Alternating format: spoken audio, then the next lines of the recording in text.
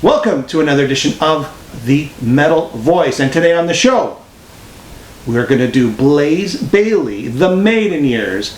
Again with me today, Giles Lavery. What's going on, Giles? How you doing, Jimmy? Are you ready to talk about the Blaze phase? Before we talk about Blaze, we're going to talk about Blaze's tour in Canada. He's got 6 dates, starting off in Montreal on October the 10th at Fafun Electric, then going to Quebec City, Ottawa, Kingston, London, and Toronto. And on the Ottawa date, guess who's opening up for him? Yes, you got it right, it's Joe Thrasher. And his supporting band for the whole tour is Maiden Quebec. Very exciting. For more ticket information, please go to Blaze Bayley's website and also in the description of this video. So you ready, Giles? You ready for Blaze Bayley, the Maiden years? Oh yeah. All right, let's start it off. The X Factor. Bruce Dickinson quits, Blaze Bayley comes in. And as Blaze Bayley comes in, the album is called, of course, The X Factor. Tell me about the good, the bad, and your thoughts about this album, Giles. Jimmy, man, I have no complaints about the X Factor whatsoever. I know it's a controversial record for some people, for some Maiden fans. For me, I love it. It's in my top 5 Maiden albums. It's dark, it's progressive.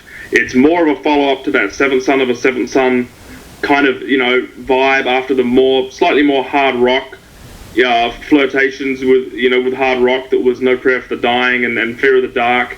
I love the use of choirs, which again goes back to that Seventh Son, especially the title track. I love the X Factor. The only complaint I have is I think the production could have been a little stronger. The guitars could have been a little more prominent in the mix. Yeah. I think that really would have helped. It's a 10 out of 10 as far as songs go. There's not a bad track on it. I'm a big X Factor fan, as a lot of people who know me know. As for myself, Giles, I think this is a great album as well. It's got a lot of classic Maiden tracks on this. 2 a.m., Man on the Edge, Blood on the World's Hands, and Sign of the Cross, Lord of the Flies, Judgment of Heaven. These are excellent. These are excellent songs. I like the production on this album. I find that it's sort of more hard rock than heavy metal. It's creepier, it's doomier, it's darker. The only complaint I have is perhaps Sign of the Cross. It's 11 minutes long, and that whole middle part I just don't get. I never understood it. I think if they would have eliminated that sort of, at least some of that middle, made it a 6-minute song, it would have been a lot more powerful. But overall, I mean, even the track The Unbeliever, I know you love that song, probably one of the best tracks on the album, more of a progressive album, and it's refreshing in a way. That's what Maiden is. I mean, they keep, they have that Maiden stamp, but they keep branching off into different directions, not so much where you don't think it's Maiden anymore, just enough to make things fresh and interesting to listen to all the time. I agree. Like I said earlier, to me, you say it's a little more hard rock. I think it's a little more metal than the previous two. Sure. Blaze's voice really suited the direction of the material. It's darker. He's got a darker, deeper voice than Bruce. I think this record was perfect for his voice, and his voice is perfect for this record. I really can't add a whole lot more to that because if you want someone to be critical about the X Factor, I'm totally the wrong person to talk to because I love it. I think it's a fantastic record. A year later, you get Virus on Best of the Beast, a greatest hits package. But after that, I believe it was about 2-3 years later, you got a new album by Iron Maiden, and this time it's called Virtual 11. Your thoughts on Virtual 11, Giles? Okay, Virtual 11's an interesting record. While there are a lot of people that really love the X Factor, it's got a real cult following amongst Maiden fans. Virtual 11's this record that generally most Maiden fans are a little bit wishy-washy on it. They're kind of a little bit, meh. It's at best it's all right. I think it's a really strong record. It's not as good as the X Factor. It doesn't seem as focused. I mean, most people will agree that the Klansman and Future Real, Como Estais Amigos are really highlights of the record. It's very hard to find someone who'll stand behind the full-length version of Angel and the Gambler with its repetitive chorus. I think the radio edit they used for the single was a much better choice. I think it's a really good album, a really strong album, but it has flaws. It has its flaws. I think it seemed. I mean, even though it was a couple of years after the X Factor, it seemed a little rushed. I don't know. It's just an impression I get. I think the songs could have been honed and focused a little more. I think that's the key word, honed.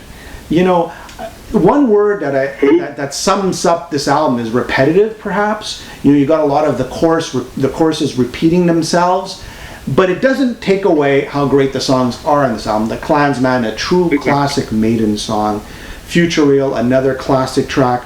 Educated Fool. Don't Look to the Eyes of a Stranger. For me, another strong album. This album did divide the Maiden fans. I mean, you know, the hardcore Maiden fans, you could just never please these guys. They want Peace of Mind and Number of the Beast, you know, every time around. But the Maiden fans that are a little open-minded, did enjoy this album, and a lot of people still think it's another strong album, much more stronger than No Prayer for the Dying, right? That's interesting. It's interesting that you compare it to No Prayer for the Dying, because that's another record that kind of divides Maiden fans, and I would probably say that the closest thing to Virtual 11 as far as a record that people either will defend it or they really, really don't like it. I mean, No Prayer was such a departure from Seventh Son. It was back to it was like a hard rock record. And I guess Virtual 11, the songs like, it's a bit of a mixed bag, really. There's hard rock stuff like When Two Worlds Collide and Angel and the Gambler, like we talked about. And then there's real, typical Maiden stuff like The Klansman. Sure. It's a little bit of a mixture. And it's by no means a bad record, but it's also by no means a perfect Maiden record either. That's my opinion. Yeah. Anyways, there you have it.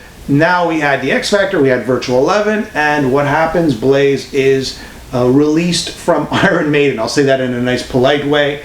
And Brave New World. And why are we talking about Brave New World? Because according to reporter Kevin Lomax, who spoke to Blaze and Adrian Smith, there were 4 leftover tracks from the Virtual 11 recording sessions that appeared on Brave New World.